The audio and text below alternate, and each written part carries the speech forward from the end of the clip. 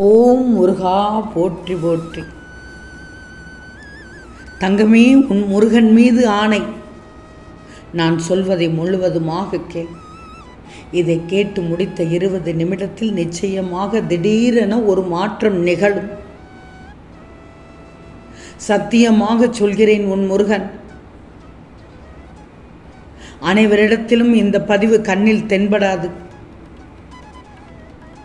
இந்த முருகனிடம் முழு நம்பிக்கையும் முழு பக்தியும் நம்பிக்கையும் வைத்திருப்பவர்களுக்கு மட்டும்தான் இந்த பதிவானது கண்களில் தென்படும். உனக்கு தென்பட்டு விட்டதுதானே? நான் கூறுவதை இப்போது கவனமோடு கேள். என் பிள்ளைகளை தேடி தேடி உலகம் முழுவதும் என் கண்கள் சுற்றி கொண்டே இருக்கிறது. அவர்களை இறுக்கமான நிலைகளிலிருந்து நிச்சயமாக என்னால் செய்ய முடிய வேண்டுமோ அதையெல்லாம் செய்து விடுவேன். உன்னட்ட எந்த குறையும் இல்லை. நல்ல ஞாபகத்தில் வச்சுக்கோ. உன்னட்ட எந்த குறையுமே இல்லை. நீ உன் கடமைகளை நன்றாக செய்து கொண்டு போகிறாய். அதுவும் உரிய நேரத்தில் என்ன செய்ய வேண்டுமோ அதைத்தான் செய்து கொண்டே போகிறாய்.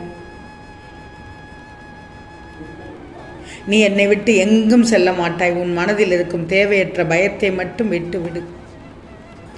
வாழ்க்கை என்னும் அறையில் நீ நுழைவதற்கு படிக்கட்டுகள் சவாலான பகுதியாகத்தான் இருக்கிறது. நீ ஏறுகிறாய். சிறிது காலத்தில் நீ உள்ளே சென்று விடுவாய். அதனால் எதற்கும் கலங்காதே. உன் வாழ்க்கை எப்போதும் தடம் மாறாது. நான் தடம் புரள விட மாட்டேன். வாழ்க்கையில் அடுத்தடுத்த கட்டங்கள் என்ன நடக்கும் என்பதில்தான் ஒவ்வொருவருடைய வாழ்நாளுடைய அர்த்தங்கள் அடங்கி இருக்கிறது. உண்மைதானே? இந்த நேர்மறை உலகத்தில் மோசமான எதிர்மறையான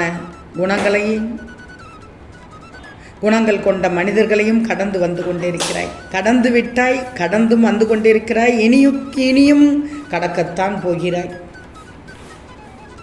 இது வெள்ளத்தில் தத்தளித்தவனுக்கு அவன் முழுகும் நேரத்தில் அவனுக்கு கிடைத்த கைப்பிடி என்பது அவன் உயிர் காக்கும் தெய்வம். அந்த நேரத்தில் அதுதான் உன் இப்போதைய தற்போதைய வாழ்வு. எந்த கெடுதலும் உன்னை நெருங்க முடியாது. இந்த முருகன் மேல் நம்பிக்கை வைத்து பொறுமையோடு காத்து கொண்டிரு. இன்னும் 20 நிமிடத்தில் உன் செவிக்கு நல்லதொரு மாற்றம் வந்து சேரும். நீ வாழ பிறந்திருக்கிறாய். நீ வாழ்வதற்காகத்தான் பிறந்திருக்கிறாய். சாதிப்பதற்காகத்தான் பிறந்திருக்கிறாய். பயத்துக்காக பிறக்கவில்லை. நான் சொல்வதை கேட்டுக்கோ. சொந்த பந்தங்கள் எல்லாம் சுகமாக இருக்கும் வரை, பெற்ற பிள்ளைகளோ தேகம் நலமாக இருக்கும் வரை மட்டுமே என்பதை உணர்ந்துக்கோ. அவர்கள் செய்கிற அவமதிப்புகளை அலட்சியம் செய்துவிட்டு துணிவோடு துண்டை உதறி தோள் மீது போட்டுக்கொண்டு இந்த முருகனிடம் வா. நான் உனக்கு பணிவிடை செய்யும் நல்ல குழந்தையாக இருப்பேன். அறிவுரை கூறுவதில் நல்ல குருவாக நடப்பேன். துக்கம் வரும்போது தோளில் போட்டு தட்டும் தந்தையாக இருப்பேன்.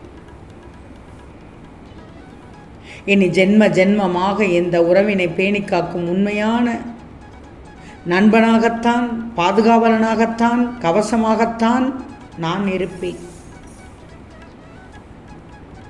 உன்னுடைய வாழ்க்கையானது இனிமையாக இருக்கும். எப்போது என்னிடம் வந்து சரணாகதி அடைந்தாயோ அப்போதே உன்னை நான் காத்து கொண்டேன். நீ வாழும் வாழ்க்கைக்கு ஒரு நல்ல அர்த்தத்தை தரப்போகிறேன். உன்னை யாரும் பெருமையாக நினைக்க வேண்டாமா? உன்னை விட்டு போனவர்கள் மீண்டும் உன்னிடம் வந்து சேர வேண்டாமா? இது அனைத்தும் நடக்கப் போகிறது பார். அதற்கான மாற்றம்தான் இன்னும் 20 நிமிடத்தில் கிடைக்கப் போகிறது. ஒரு நாள் நீ சற்றும் எதிர்பாராத விதமாக ஒரு நல்ல செய்தி உன் வாசல் படியை நிச்சயமாக வந்தடையும். தங்கமே, எப்போது உன்னுடைய காலடி இந்த திருச்செந்தூர் மண்ணில் படுகிறதோ அந்த கணமே உன் கர்ம விலன்கள் விலகி உன் கஷ்டங்கள் அனைத்தும் உன்னை விட்டு ஓடி ஒளியும். திருச்செந்தூர் முருகன் நான் இருக்கிறேன், கலங்காது. நீ அழைத்தால் நான் வருவேன். உன் காலடி என் மண்ணில் படட்டும்.